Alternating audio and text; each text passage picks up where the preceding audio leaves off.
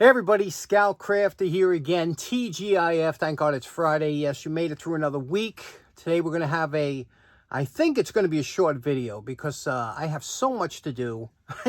So many things going on that it's really difficult to pump out videos every 3 a week. However, I wanted to get this out there. I shot some video. I went to Elephant Trunk on Sunday, the past Sunday.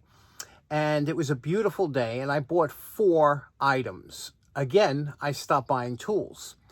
So, when I'm, the things I filmed here, I want you to look and see if you see anything you think I might have picked up, because you know my taste by now. And then I'll show you what I got. We'll work on a couple things, and we'll call it a day. What do you say? It should be a fun video. Let's get started right away. Join me at Elephant Trunk in Connecticut.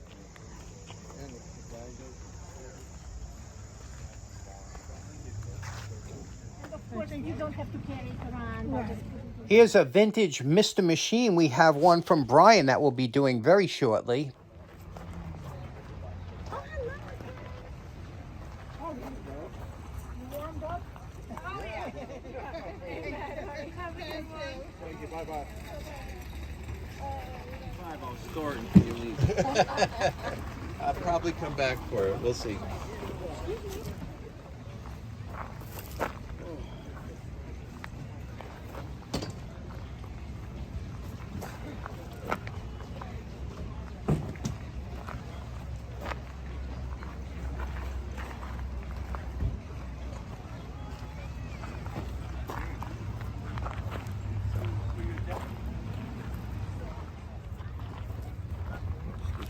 Look at these 2 really nice postage stamp vending machines.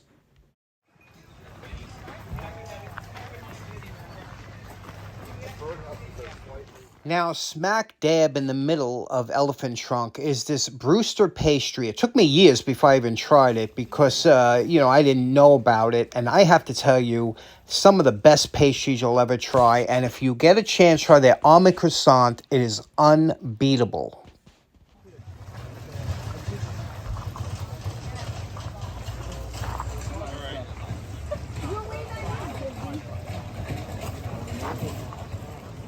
Here we have a vintage 1 to 6 volt GE Tungar battery charger. Now, a older battery charger was just featured on Mr. Carlson's Lab, a great video where he explored this type of charger.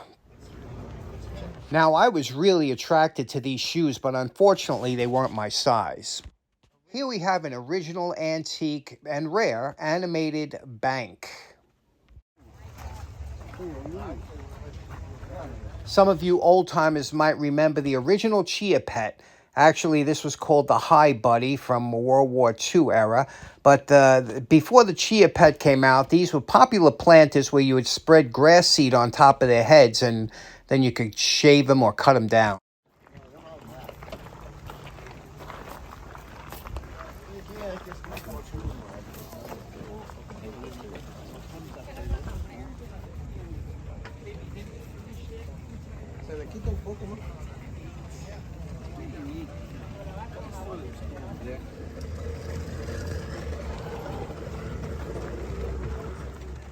Well, it's a reproduction of You do? How you want? That's different. Wait a minute.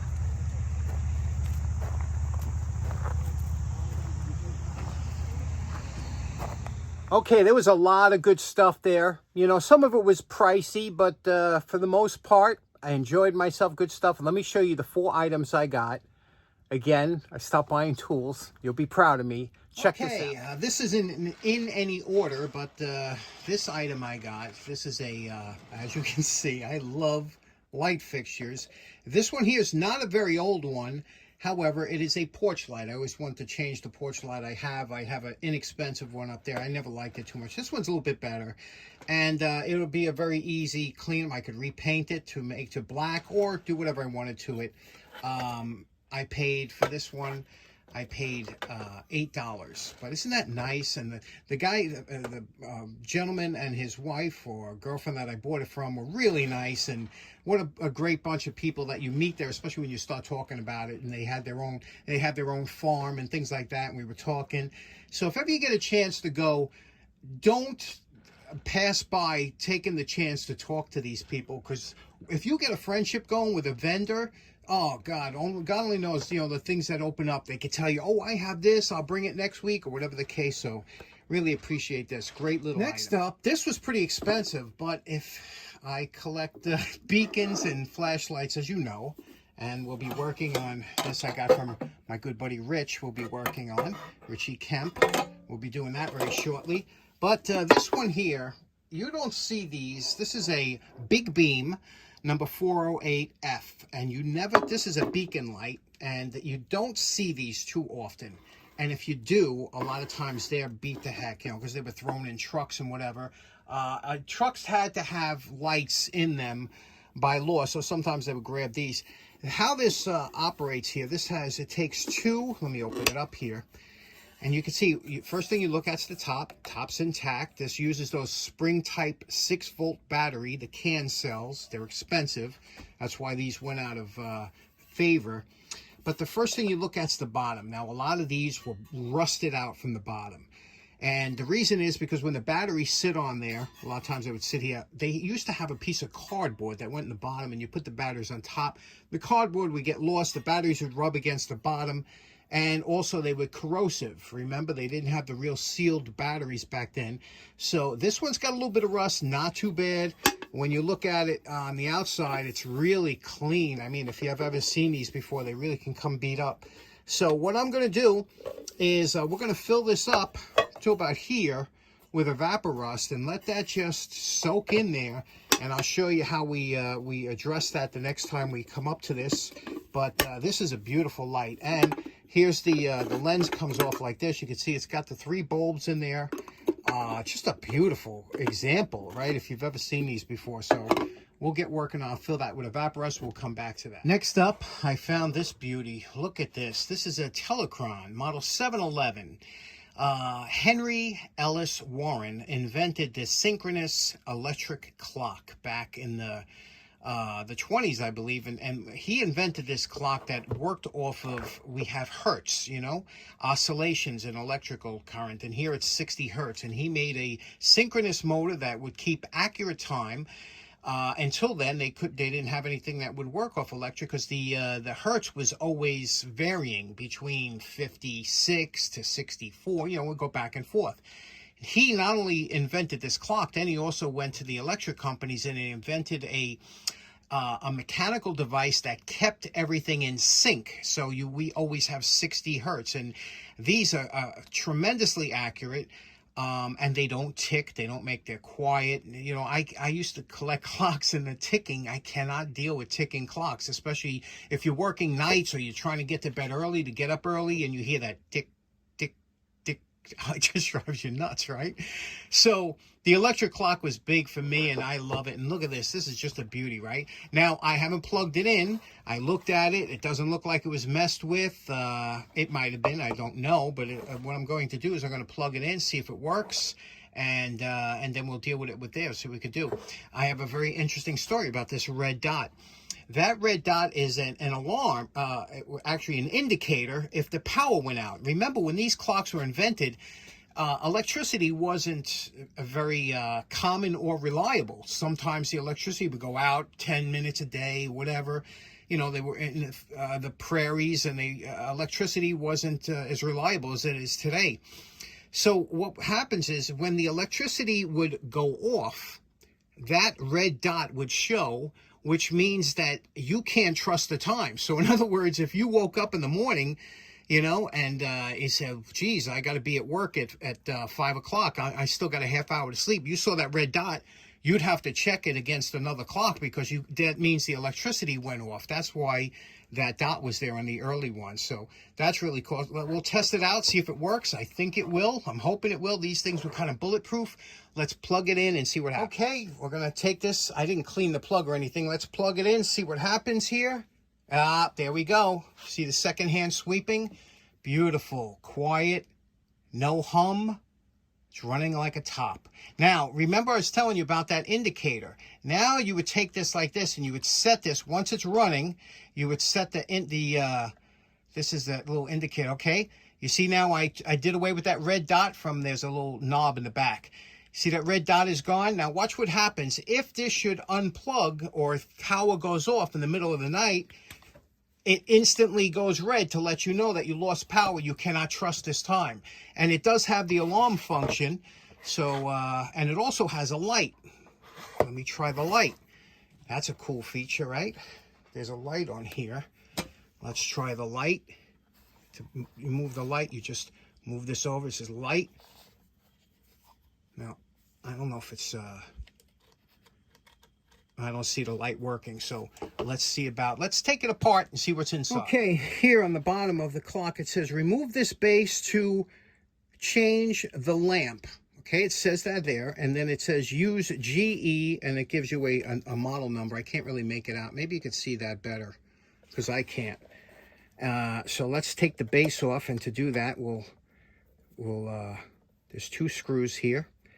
Okay, unscrew these and we'll see what's underneath here or inside of this clock here, what the bulb, I'm sure, after almost 80 years or 90 years, however old this clock is, I'm sure that bulb wouldn't be working. But let's pull this up. Look, the bulb is gone. The bulb is gone. So that's something. I should have a bulb, but I'm gonna have to get that bulb. It's a screw in, and I guess it's a 120 bulb, and you can see it's got a little rheostat there that you can adjust. See that little, like a rheostat, that spring thing? That's to adjust to dim the bulb. So let's put it back together. Let's clean it up until I can get another bulb. I don't know where I have one here or find one, and I'll show you how we're going to clean this up just to make it look good until we get that bulb. Okay, to do a quick cleanup, the first thing we're going to do is clean the cord. The best thing to clean the cord, and I never used it before on a cord, but I know it's going to work great, is my new tub of towels. Grab one of these and we'll wipe the cord down. It's funny, I didn't find these till recently, but so many people have told me, man, I've been using them for years. They're great. I was late to the party on this one. Now, anytime I usually use a damp rag or something to clean the cord, and I will go over it with a damp rag too, because I don't know how this cleaner will affect it over time. But what I'm going to do now is just lightly go over the cord and get look at this, it's coming up already. Lightly go over the cord and let the cleaner do the action. You know, in other words, let it soak, or don't try and just do a wipe one and done. Just give this some time, let the cleaner soak in there, and then come back and wipe it down with some force. Okay, it's been a couple minutes. Now you can use some real force and go back and forth like this, and you'll see, you'll get all that grime and everything that's been here. And God knows, nicotine was big, and any clock that was around in the 40s and 50s, it's like every house was filled with it, right? With nicotine, grandma and grandpa smoking. When you were having your birthday party, they'd be sitting there smoking in front of all the kids. It's amazing we're still alive. Okay, and you can see here, this picked up a lot of the dirt and whatnot. Now, we're going to just wipe the top of the clock here with this. You know, these tub of towels, they work even when they're dirty. But I'm just wiping to get, again, any nicotine or any dirt that might be on the clock off before I hit it with some polish, okay? So we'll just go back and forth with this. They're pretty wet when they come, but this is a good cleaner to get just in anything, and it's pretty safe as far as paint or whatever. You don't have to worry. So we'll wipe this all down here, and then the Bakelite base, and now we'll work on the polish. But first I'm going to get that damp rag and go over the cord, because like I said, I don't know what this cleaner will do over time. Okay, we just did the entire clock with now this is a damp terry cloth towel to take off any of that cleaner that was on there from the tub of towels. And we did the cord already. We're just wiping this all down, make sure any nicotine. Now we're going to hit it. Now we have to look at the surface. Now this is like a silver, but you can see there's pitting on there, but it's not deep pitting. I'm hoping that that we can do it without too much of an abrasive. Now steel wool always, but you got to use a real fine steel wool. but because this is too polished, won't take this off because I can scratch it with my nail. So a fine steel wool, let's try that. Okay, this is 000 steel wool. Okay, now, again, what the nice thing about steel wool is you don't have to press.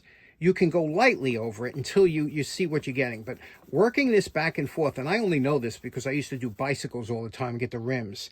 This pitting is below the chrome, so you're going to have to go a little bit deep on here, or silver plating, whatever they used.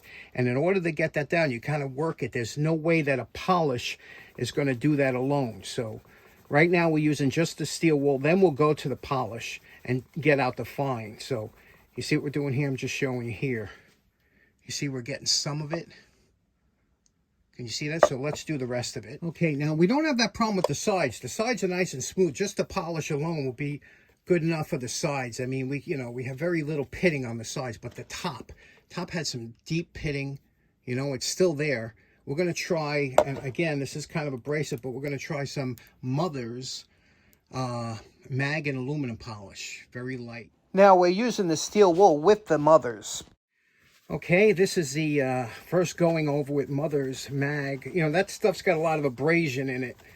So, but again, these pits are deep, and you know, you don't want to sand the top of this, obviously, because of the covering, but you're trying to polish these pits out that you don't see them. The 3-foot rule, right? And let's see how this looks here. Okay, you could see, you could still see, I don't know if that's picking up. You could still see some slight pits, but it's definitely looking good. And again, that's only the top. We'll try a second application, and then we'll leave it. Now we'll do a quick polishing on the buffer to buff it out. Now you know my favorite part. Remember how dull this Telechron 711 clock looked before we started? Okay, we're pretty happy with the way this came out as far as shine goes. You can see here on the side here we have a nice shine going on, right? The top here, there's always going to be those slight pits that you just can't get out because that was in the metal. But, you know, the 3-foot rule, right? The 3-foot rule looks real good. Here's the back of it. You could see back looks real nice. Okay, you see that? You can see all the functions here that it does.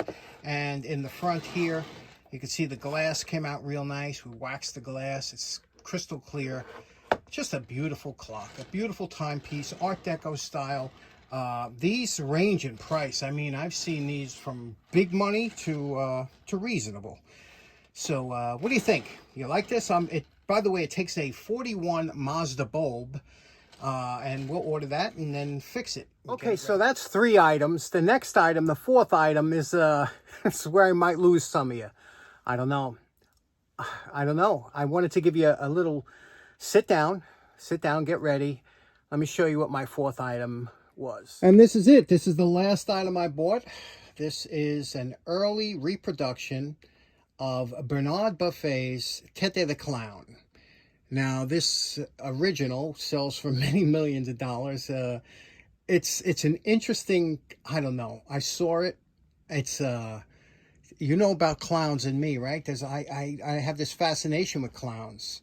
I don't know what it is, but what do you think about this? Does it strike you? When you look at it, do you see the sadness of this clown, or you know? And again, what do you see? Is it me? Now, obviously, it's not a print or a lithograph or anything. It is on canvas. You could see it's a frame. And that's how you kind of judge what you're going to pay. You know, you don't pay a lot of money for something that's printed on a cardboard or a sheet of paper, right? Now, some of you might know the name Bernard Buffet, but he was a French painter born in 1928. He died in 1999, and he had a tumultuous life. In fact, he was really popular halfway when back in the 60s. They thought he was going to be the next Picasso, but then he fell out of grace for one reason or another, and kind of was obscure like Picasso. And then all of a sudden, after he died, he became wildly popular again, and his works are going for big money. So but this is an older copy, like 40 or 50 years old. This copy is very old, and I don't know what the story is behind it. I just looked at the picture and I said I liked it. And let me know what you think in the comments. Do you see anything in it? What do you think about it? And again, you know, you never know what you can. No tools. No tools. You got to give me that. I was pretty good, right? Anyway, thanks so much for tuning in. Hope you have a great weekend. We'll see you again on Monday. Take care now.